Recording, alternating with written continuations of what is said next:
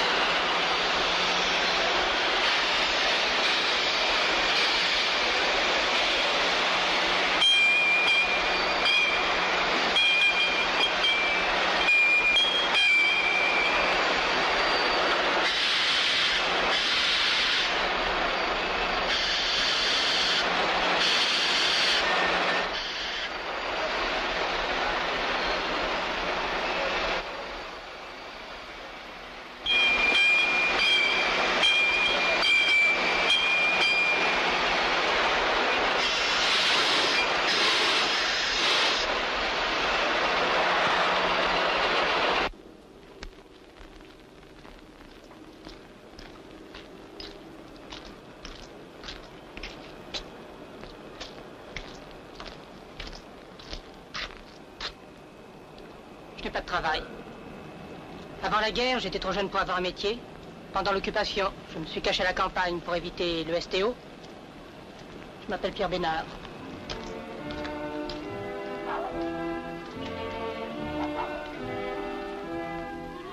Le marché aux puces. Et sans métier, pour lesquels il n'est pas d'embauche.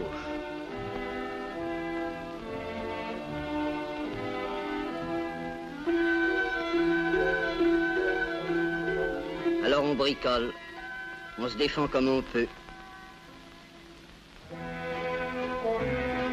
Les trafics à peine clandestins. Autour des champs de course.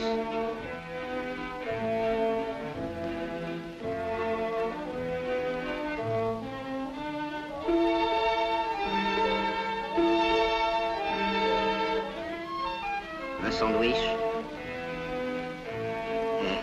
Bien sûr. Mais il n'a pas le sou.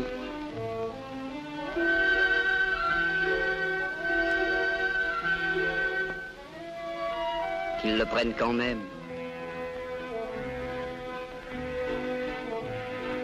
Et pourtant, La France meurtrie doit être reconstruite.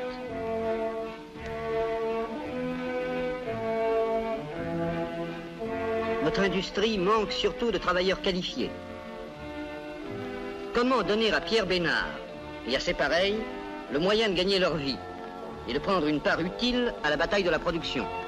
Voilà le problème.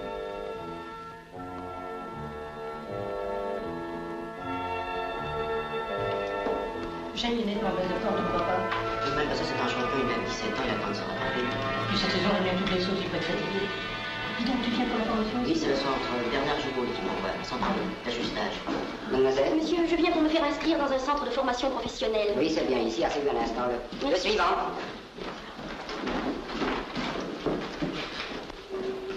Vous avez une carte d'identité, monsieur? Oui, certainement, monsieur. Voilà. Merci. Vous habitez la région parisienne? J'habite Paris. Bien. On va vous faire passer une visite d'aptitude professionnelle et un examen psychotechnique qui révéleront vos aptitudes dans la profession demandée. Bon, merci, monsieur. Suivant. Bonjour, madame. Monsieur, Que puis-je pour votre service, madame? je voudrais apprendre un métier. Je suis sinistrée du Nord et sans travail. Oui, quelle profession voudriez-vous apprendre? La mécanique me plairait. La mécanique. Nous avons la possibilité de vous orienter dans un de nos centres de formation professionnelle dans la métallurgie comme ajusteuse ou tourneuse. Oui, et combien de temps dure la formation professionnelle? 6 mois, madame. Et au bout de ces 6 mois? Au bout de ces 6 mois, vous devez pouvoir acquérir la qualification professionnelle. Et pendant ces 6 mois? Pendant ces 6 mois, vous touchez un salaire horaire de 30 francs pour une durée de 40 heures par semaine. Si cela vous intéresse, on va vous faire passer une visite médicale, l'aptitude professionnelle et l'examen psychotechnique qui révéleront vos aptitudes. Vous avez une pièce d'identité? Merci, madame. On va vous faire votre dossier. Et vous assurer. Suivant. Pardon, monsieur, je viens voir si j'ai la possibilité de me faire inscrire dans un centre de formation de sténodactylo. Qu'est-ce que vous avez fait jusqu'à maintenant? J'étais à l'école. Vous étiez à l'école, bien. Oui, monsieur. C'est monsieur Bénard. Oui, madame. Et vous désirez apprendre le métier de maçon? Si possible, un métier dans le bâtiment. Un métier dans le bâtiment, oui. Pourquoi est-ce que le bâtiment vous plaît spécialement?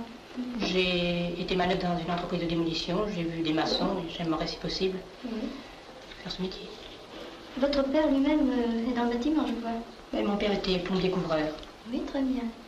Et vous possédez votre certificat d'études? Oui, oui. C'est parfait. Eh bien, nous allons vous faire passer un petit examen. Ce n'est pas très difficile, ce n'est pas un examen scolaire. Ce sont simplement des tests, des petites épreuves manuelles qu'il suffit de faire en réfléchissant. Il suffit de faire bien attention aussi et vous verrez que ça marchera très bien. Alors nous allons commencer cet examen. Ici, un bloc de bois. Vous pouvez constater que les faces extérieures sont bien planes. Ce bloc est constitué de 9 morceaux, bien ajustés. Je vais vous démolir l'ensemble et vous allez me le reconstruire tel qu'il est là.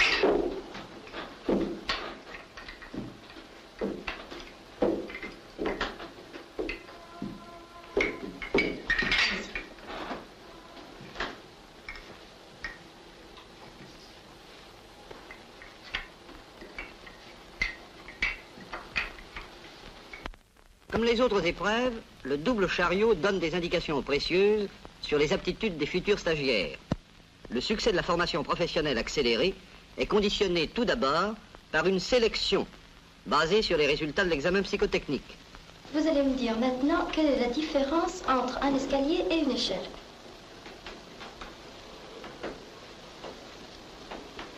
Un escalier se trouve plus communément dans une maison d'habitation et une échelle sur un lieu de travail. Bon, en effet, voilà une bonne différence. Voyez-vous autre chose encore? Les escaliers sont en général dans une matière quelconque et les échelles plutôt en bois. Bon, très bien, oui. Encore autre chose, de plus important maintenant. L'échelle est mobile et l'escalier est fixe. Bon, ben c'est très bien ça, oui. Qu'aimez-vous faire en dehors de votre travail? Le sport, j'aime beaucoup la natation. Vous aimez la natation? Oui. Vous aimez la campagne alors? Ah oui. La campagne de la mer? Ah oui, beaucoup. Vous aimez la mer? Ah oui. Pourquoi aimez-vous la mer? Je sais pas, d'abord parce que je peux nager. Oui, évidemment, c'est une bonne raison, et puis encore. Parce qu'on est au grand air, et puis... Bon, voyons. Répondez rapidement à ma question, sans réfléchir. Vous êtes au printemps? Où vous voyez-vous? À la campagne, au bord d'une rivière. La seconde condition du succès réside dans la méthode d'enseignement. Je m'attendais pas à ça, franchement. des trucs. Des petits bouts de papier. Une petite rue du 14e arrondissement à Paris. Son nom est déjà célèbre par-delà nos frontières, dans les milieux qui touchent à l'enseignement technique.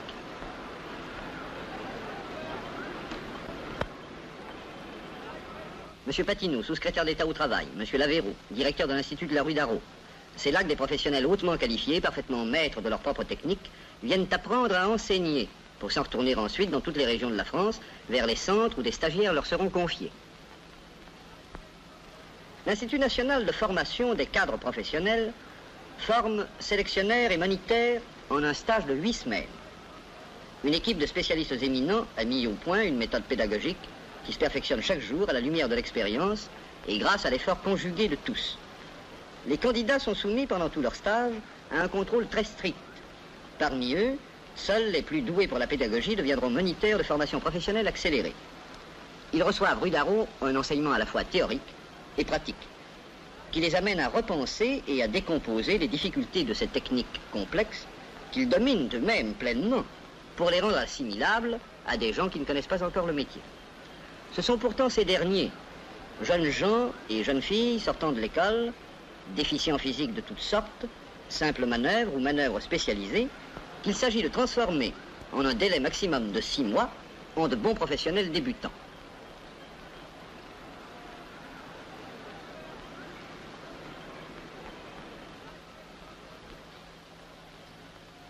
L'analyse rigoureuse du geste professionnel est la base même de la méthode. L'exemple de la forge est un des plus frappants.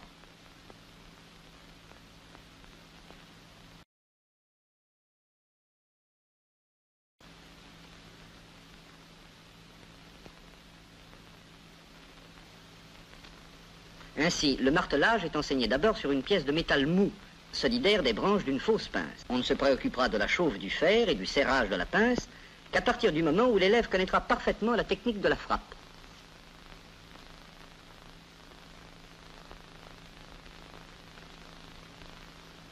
Vous êtes ici pour apprendre les méthodes qui formeront en 6 mois les ouvriers et les ouvrières qualifiés indispensables au redressement de notre économie. C'est 1 million de travailleurs nouveaux qu'il va falloir faire entrer d'ici 2 ans dans le circuit de la production.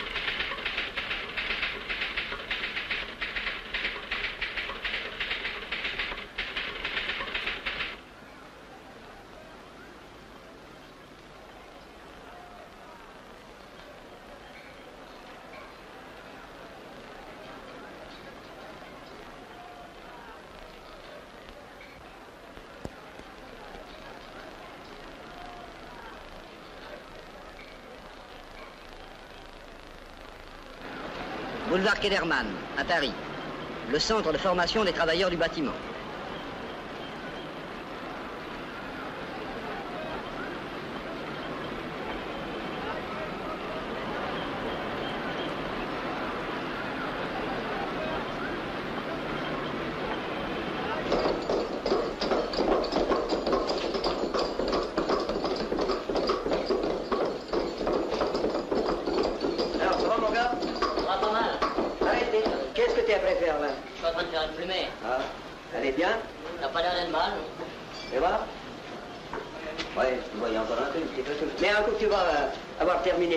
Qu'est-ce que tu vas faire après? Bah, je m'en vais faire celle du dessous, oui. Pour pouvoir faire mon parement. Oui, et après, ta deuxième plumée est terminée, alors tu fais ton parement? Je vais faire les 2 plumées, là. Oui. Ici, là. Oui. Puis je vais tailler mon parement. Oui. Bon, c'est bien. Allez, continuez.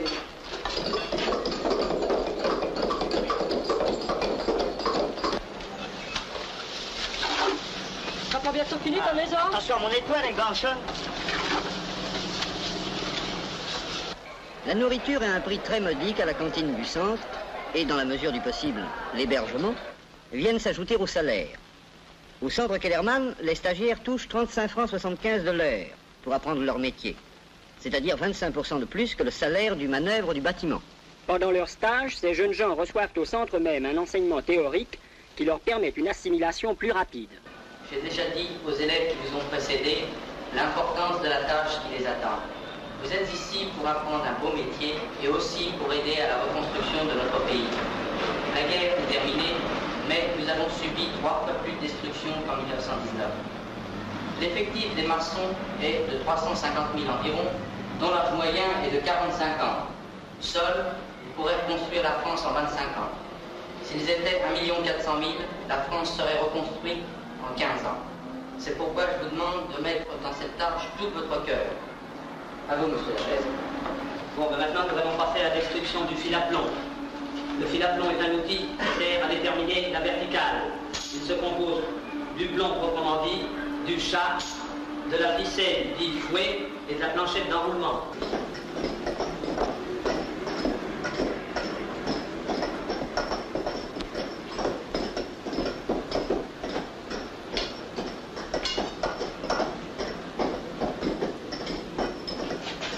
Alors, vous voyez, ça va très bien comme ça, oui. Hein?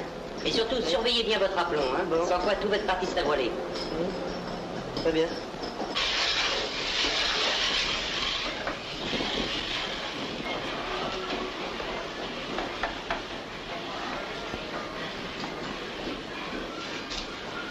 Bon, alors, dis donc, toi, tu poseras tes règles en réservant la charge nécessaire. Allez. Et toi, après avoir enlevé ta règle, tu te retournes avec elle sur le poteau, hein. D'accord. Là, tu fais l'enduit. Oui. Seulement, il faut que tu mettes une règle pour avoir une arrêt libre sur ton appui, hein. Là, avant de faire l'enduit, il faut mouiller, hein, pas avoir le temps d'en mettre. Eh, fais gaffe, machin, retourne, retourne.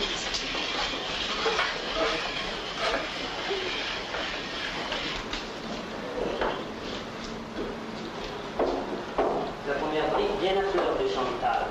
Hein? Je suis comme la main, oui. Là. Allez bien. Avec ton... Décrochis tes 2 briques avec ça. Il ne faut pas bouger la première brique. La première brique, elle est posée. En posant la deuxième, il ne faut pas remuer la première. Oui, d'accord. Pas nier ça, ta troisième brique n'est pas bien. Alors aligne-la un peu mieux que ça avant de poser ta quatrième. Alors, ça y est, les gars, vous avez arrosé vos rangs. Alors maintenant, on va passer à tracer notre ouverture ainsi que la prise de cloison.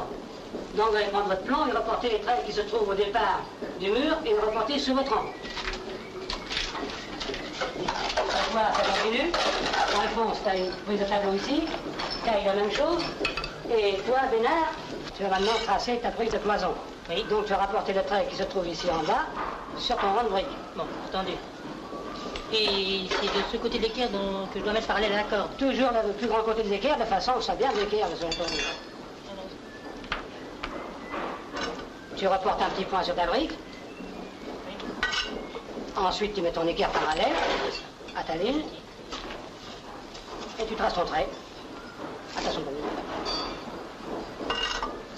voilà. Vois-tu, Maurice, cela ne va pas. Le tracé de ta pierre ne correspond pas à la diagonale que je t'avais donnée. Oui. Vois-tu, ton dessin n'est pas correct. Oui, mais je Donc ta pierre ne sera pas symétrique. Cela ne va pas. Oui, mais je pourrais bien faire. Corrige. J'étais dans le Jura, moi, avec des bûcherons, et toi, où étais-tu? Moi, j'étais dans le Massif central, dans la Zaccalet de Tépé. Il y avait des Allemands par là? Oh, ça était rempli. Ils me faisaient la vie dure? Oh, tu parles. Il y avait un dépôt de munitions et puis un cas d'aviation. On les chatouillait presque tous les soirs. Hein. Il doit pas se laisser faire aussi. Oh non, de nous Non, longtemps. ça va, je te fais la gabrique, allez. Oui. Staré, ça va, oui? Je crois. Bon.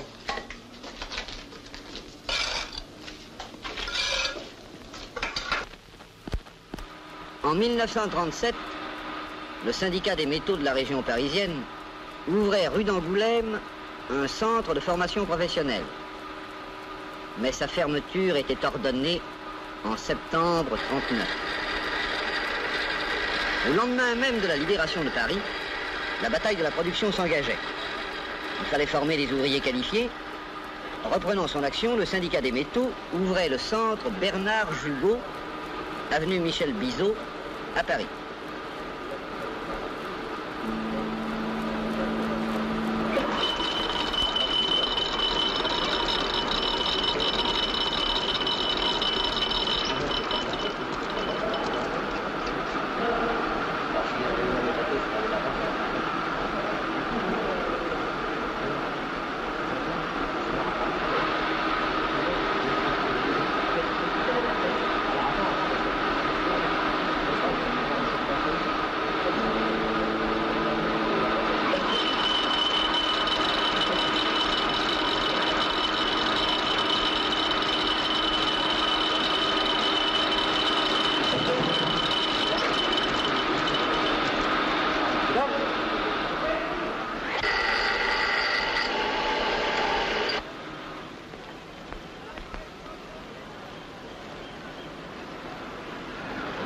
nouveau stagiaire arrive.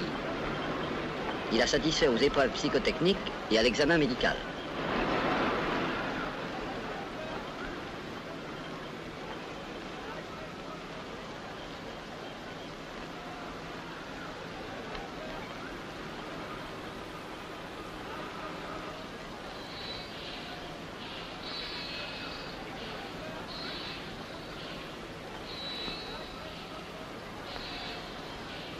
Je voudrais être ajusteur.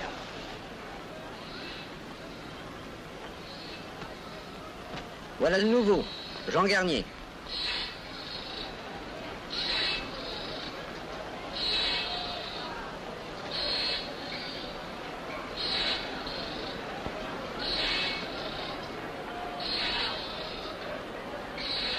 Les outils avec lesquels il doit tout d'abord se familiariser.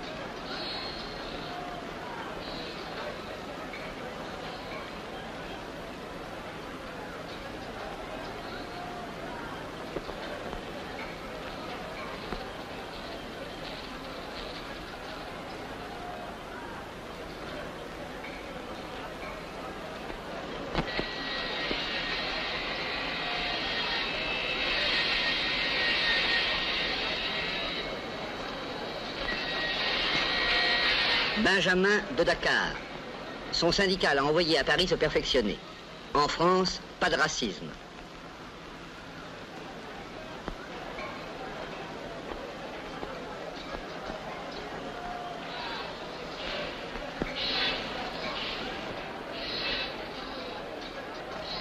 L'atelier de montage radio.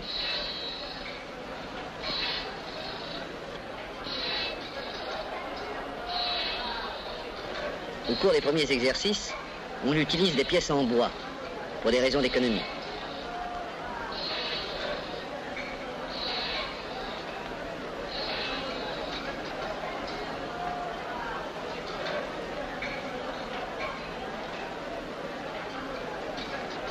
Le moniteur enseigne le geste correct pour la soudure d'une connexion.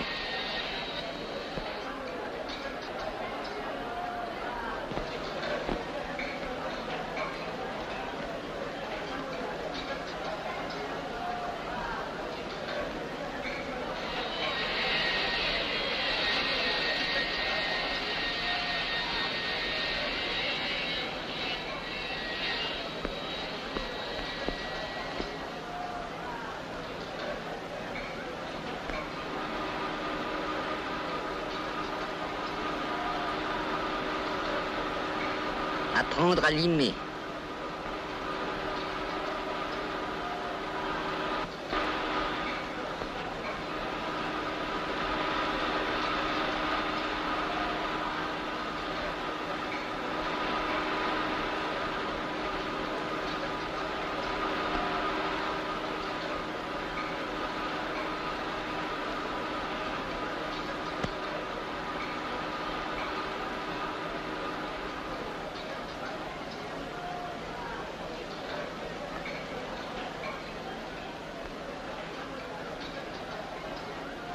L'ancien, c'est Fernand Relot. Il était commandant FTP de la place de Chartres. Depuis 4 mois, il apprend le métier d'ajusteur. Il va entrer en usine.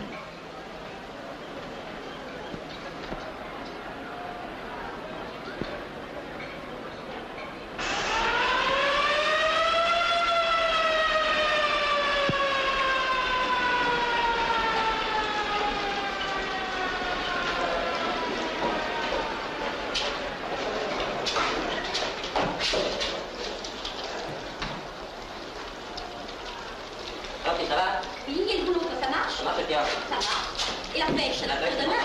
ça va, comme ça, tous les samedis. Ça prend de savon quand tu peux produire. Oh, par exemple. Oh, ça c'est amusant. Vous vous rappelez de Fabrice? Oui. Mais qu'est-ce que vous faites ici? Je suis avec Fernand depuis 3 jours, à la justage. Et vous? Moi, à la radio, mais depuis 4 mois. Ah. Et vous connaissez tous les deux? Comme tu vois. Et vous vous retrouvez là? Oui, oui. J'en ai pas mal celle-là. En effet. Et ben moi les enfants, je vous laisse, je vais chercher mon parrain. À tout à l'heure. Tenez. Merci.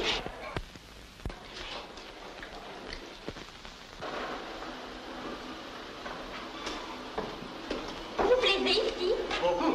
Mais qu'est-ce qui vous a donné l'idée de faire de la radio? C'est le directeur qui m'a conseillé à mon arrivée. Et vous, l'ajustage? J'avais déjà fait de la mécanique dans l'armée. Et vous déjeunez, vous? Fernand m'attend en bas. On s'entend ici, voulez-vous? En principe, dans l'aviation. Ah, c'est bien l'aviation, j'aimerais. Je sais pas encore. Vous n'êtes pas si pressé, apprenez d'abord votre métier. Bon, j'ai faim, moi aussi. J'apporterai votre dessert. Bon appétit. Merci. C'est à nouveau?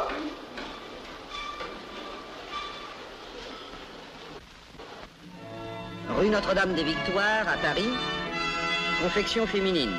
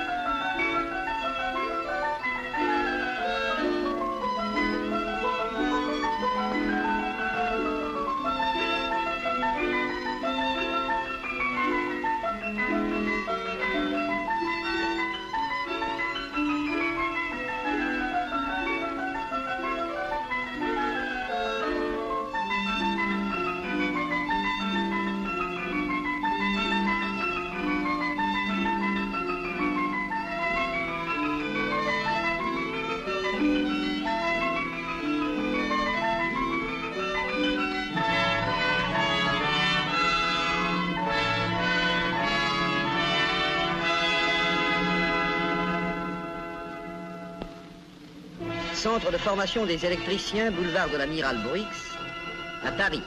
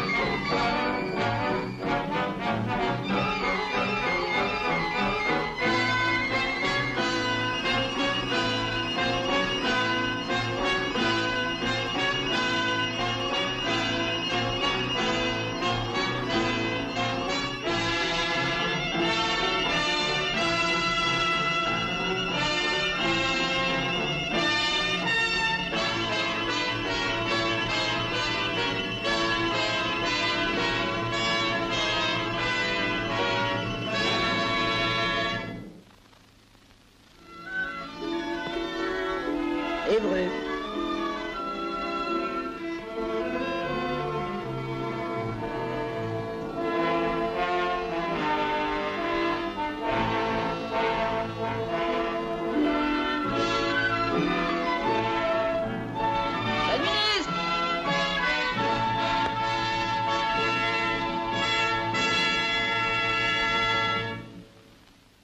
J'ai vu, dans un de vos dortoirs, la photo de Guy Moquet. Ce jeune héros que le gouvernement français vient de citer à l'ordre de la nation. Guy Moquet, représentant de la glorieuse jeunesse de France, vous a légué, ainsi que Fabien, dont la pierre devise « Vaincre et vivre » doit être aussi la vôtre, la mission de continuer leur œuvre. Ils sont morts pour libérer la France. Vous devez travailler pour la reconstruire. Apprenez votre métier. Ayez au cœur l'amour du travail bien fait.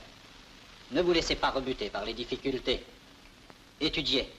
Étudiez encore. Combattez. Ceux qui vivent, ce sont ceux qui luttent.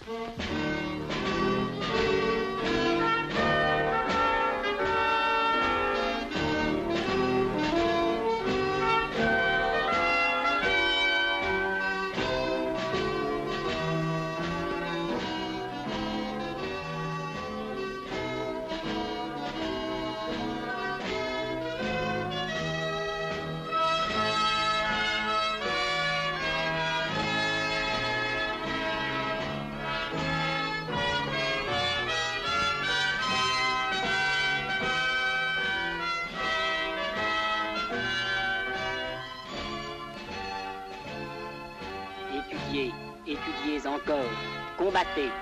Ceux qui vivent, ce sont ceux qui luttent.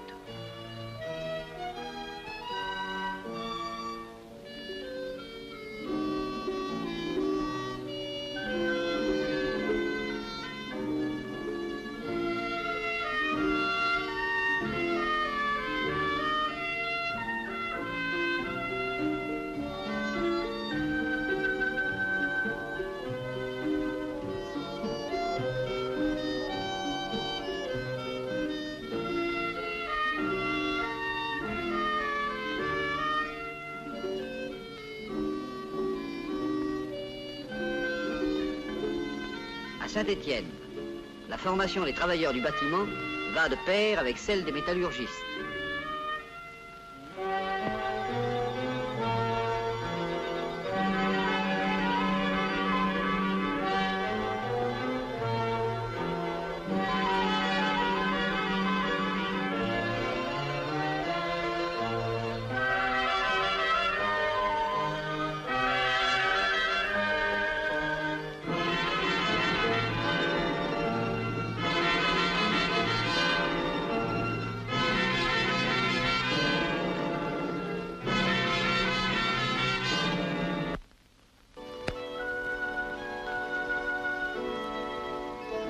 À Lyon, chez Berliet, où les ouvriers, après avoir chassé le Boche, ont remis eux-mêmes les usines en marche, Roger Bedos a terminé son stage.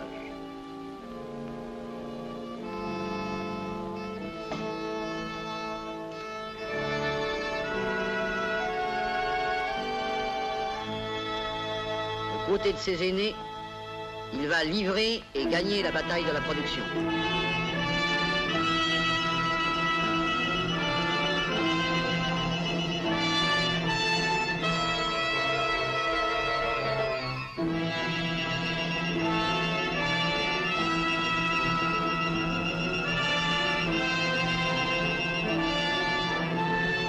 Ceux que les privations, la guerre, la déportation ont plus durement touchés, que fait-on pour eux?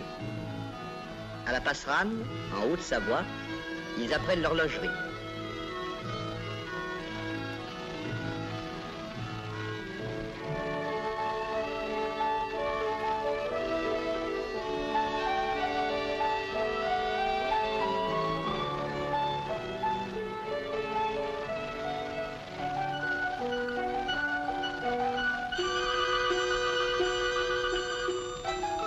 Michel Pierre était maréchal ferrant. Camille Salagnac était paveur. Demain, ils seront horlogers.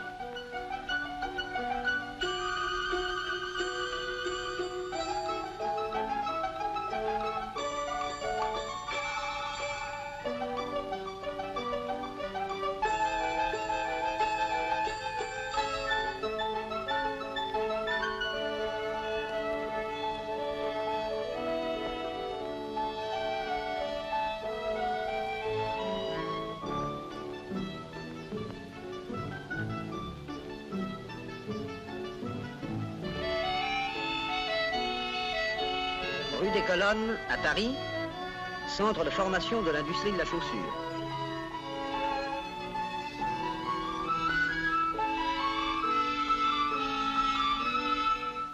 La cordonnerie est un métier auquel s'adaptent aisément les mutilés des jambes.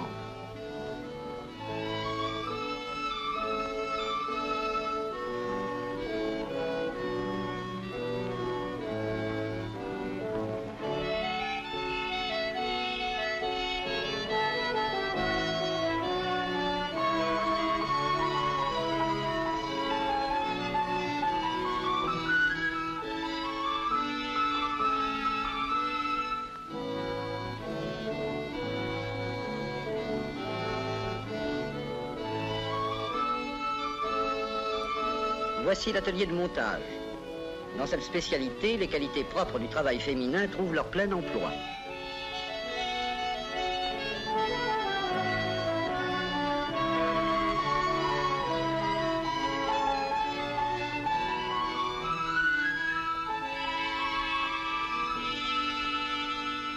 À Roubaix, un centre d'entreprise de l'industrie textile.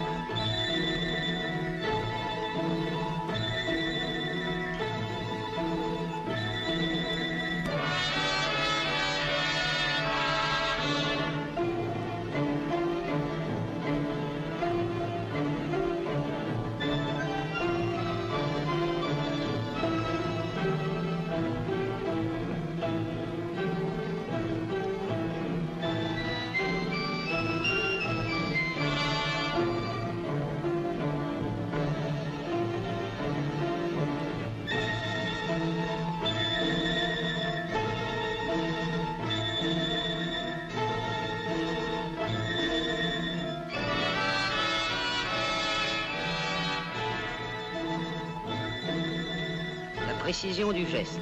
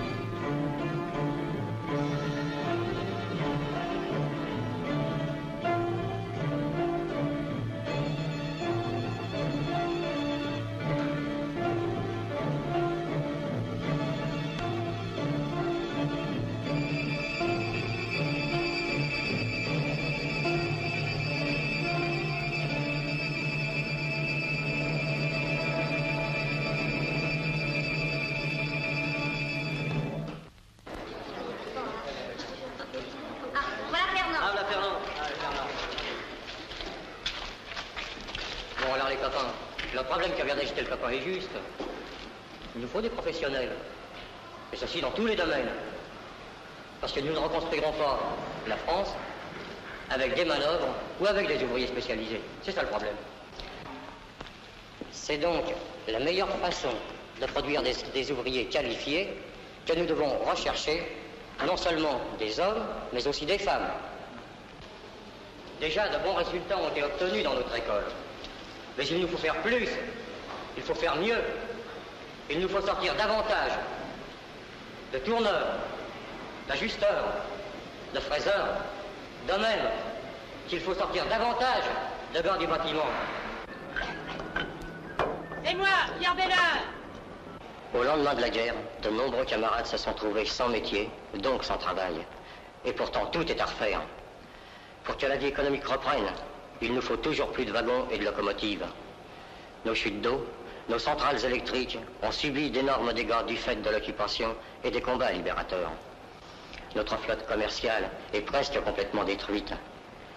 Si nous ne voulons pas être tributaires de l'étranger, nous devons rénover toutes nos machines-outils afin d'améliorer nos prix de revient et pouvoir lutter contre la concurrence. D'autre part, notre main-d'œuvre masculine a été décimée par la guerre. Et c'est pourquoi il faut envisager le problème de la rééducation féminine et porter tous nos efforts, comme le rappelait Benoît Frachon, pour permettre aux femmes l'accès à toutes les formes de l'activité nationale. Car remarquez bien que jusqu'à ce jour, on a toujours exploité plus durement la femme en lui refusant un salaire égal.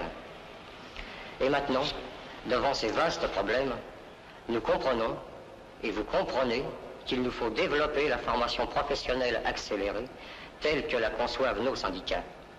De cette façon, nous améliorerons le sort des masses laborieuses. Nous aurons plus de loisirs et de bien-être. Et, mes camarades, nous garantirons l'indépendance, la véritable grandeur de la France et la paix.